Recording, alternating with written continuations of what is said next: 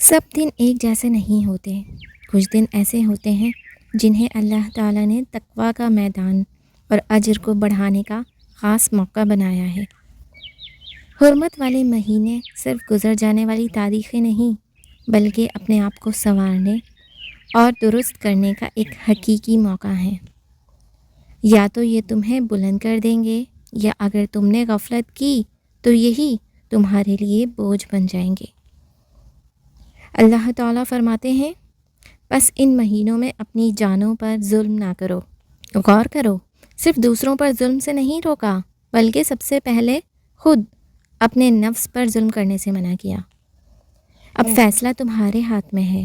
کیا تم ان لوگوں میں شامل ہونا چاہتے ہو جو اللہ کی عظمت والی چیزوں کی تعظیم کرتے ہیں، یا ان میں سے جو یہ قیمتی وقت یوں ہی گزار دیتے ہیں؟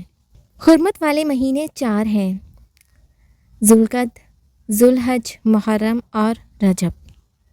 ان مہینوں میں نیکی کا اجر زیادہ اور گناہ کا وبال بھی زیادہ ہوتا ہے۔ قرآن میں اللہ تعالیٰ نے فرمایا، بے شک اللہ کے نزدیک مہینوں کی گنتی 12 ہے، ان میں 4 حرمت والے ہیں۔ حرمت والے دنوں اور مہینوں میں یہ اعمال خاص طور پر کرنے چاہیے: توبہ اور استغفار۔ زیادہ سے زیادہ توبہ اور استغفار پڑھیں اور دل سے گناہوں سے توبہ کریں۔ قرآن پاک کی تلاوت۔ روزانہ کچھ نہ کچھ قرآن پڑھنے کی کوشش کریں، چاہے تھوڑا ہی کیوں نہ ہو۔ نفل نماز اور عبادات، تہجد، اشراق، چاشت، صلاۃ و تسبیح کا اہتمام کریں۔